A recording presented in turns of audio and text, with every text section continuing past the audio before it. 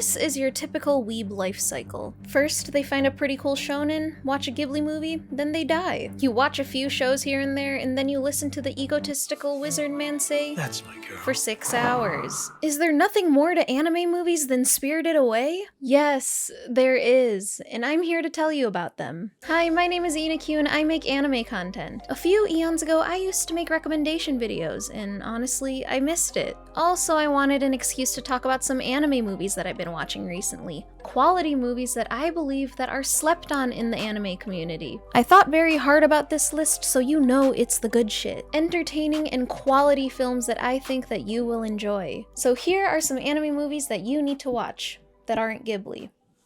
From the studio that brought to you Vinland Saga, Ancient Magus Bride, Ranking of Kings, Spy Family, I present to you something haunting, cozy, something beautiful. The Girl from the Other Side. シーバ、君は私が怖くないのか？私とは違うけど、どうだろう。あなたは私が怖いの？いや、私は怖くないが。私もそんな感じ。Crispy, beautiful, the art, the world, the demon daddy. Right, I should talk about the plot. We follow the journey of a lost little girl, Shiva, and a demon trying to bring her to safety in a world where a curse plagues society. If touched by this curse, your sanity will be lost, and eventually become a mindless demon. This film kicks off pretty trippy, telling you that what you're about to watch isn't just a magical drama-filled story. It's art. The world building is so rich, the characters are fun, and the story is interesting, but it does have a lot of flaws, especially with an ending that feels cut short. You can tell that The Girl from the Other Side was supposed to offer more beyond its characters and their relationships with one another, as it is a 70-minute movie adaptation to a whole manga series, so you can see there was a lot of cramming in it. But I really do wish we got to see more anime films in this style because you can't deny it looks amazing. I will say that despite the cut short ending, it's worth a watch.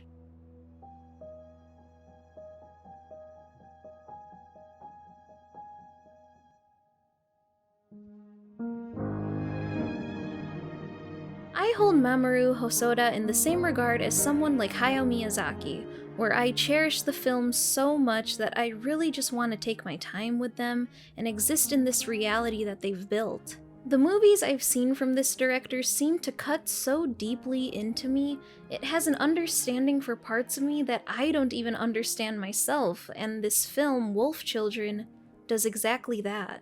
It takes the coming-of-age genre into a whole new perspective, and yes, this movie is about wolf children. It's in the title. Oh no, it's a furry movie, shut up. Shut up. Take this movie for what it is.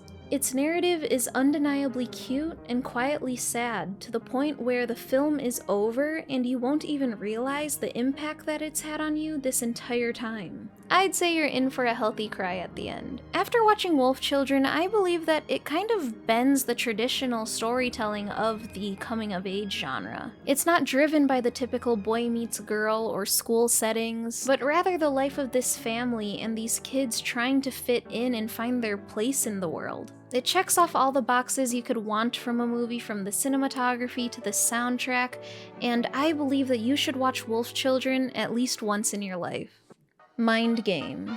We're taking a break from the cozy movies for now, okay? And instead we are going to go into the mind of the creator of shows like Tatami Galaxy and Devilman Crybaby. He also made Ride Your Wave. This is Yuasa and his first directional debut film, Mind Game. There was a point after watching Mind Game for the first time where all I could do was think about this film for a week.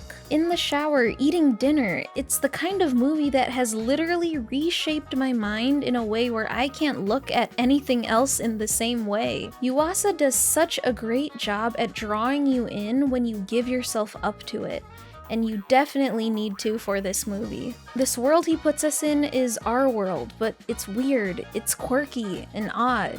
It was so hard trying to figure out how to describe Mind Game for this script, and then with all this thinking, I think that I've come to the conclusion that I don't really know what Mind Game is about, but I like it.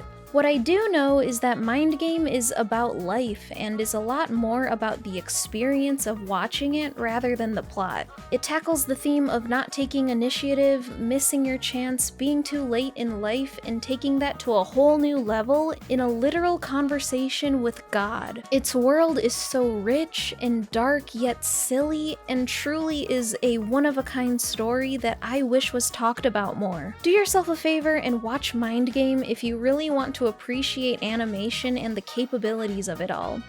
It might not be for everyone, but God, it's fun. Okay, weird movie out of the way. Let's talk about our next film, Josee, the Tiger, and the Fish. Going into this movie, I was expecting another version of a film like A Silent Voice, I Wanna Eat Your Pancreas, but instead I got a movie that could stand on its own 2 feet.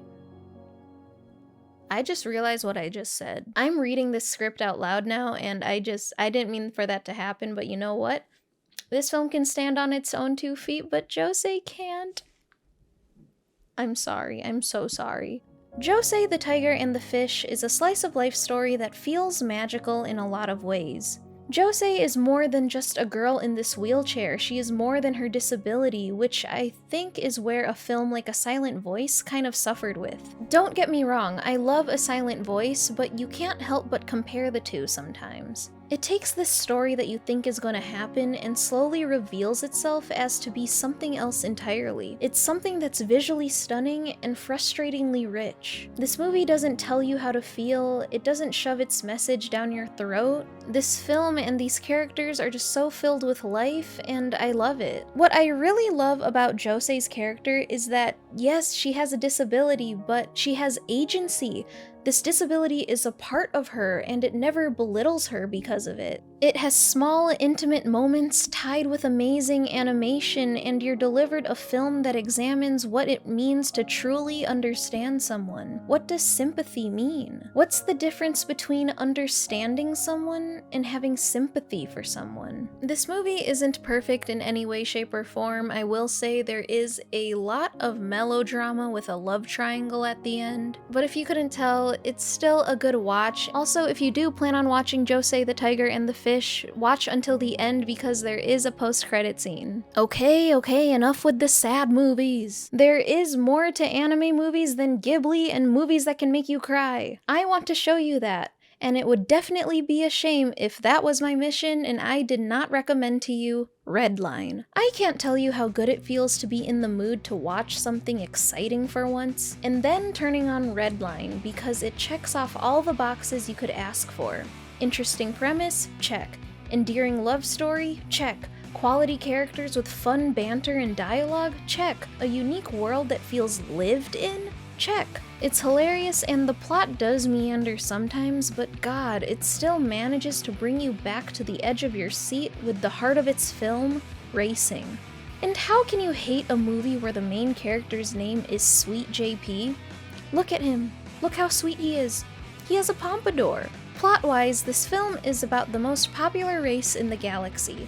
Humans and aliens alike in this world stop everything just to watch this event that only happens every 5 years. A race that goes by the name of Redline. I don't care about racing. I do not care about fast cars. But this movie made it so engaging. I was so invested in our main character somehow getting to that finish line. We follow JP, an insane race car driver that is easy to root for, along with his team who are sadly caught up with the mafia, who prevent JP from going all out and actually trying to win each race that he's in. And see, in this outer space race, all you have to do is get to the finish line.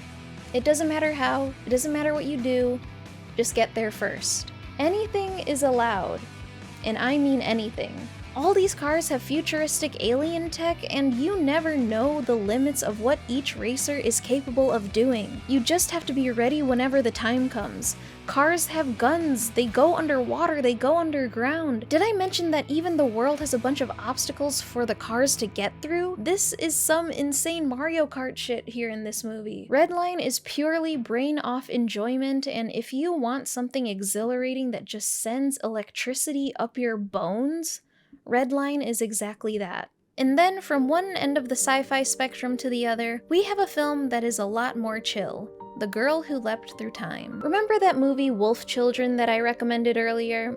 Yeah, Mamoru Hosoda has so many films that you should really watch, and The Girl Who Leapt Through Time is definitely one of them. It's a sci-fi anime that on the surface is about a girl who finds herself having the ability to travel through time, but slowly it unveils itself to be a lot deeper than what's on the surface. This movie is one of Hosoda's earlier works, and you can just see how he is a master of his craft. He literally is able to have little to no action happening in a scene, and yet it can still make you so invested in what's going on.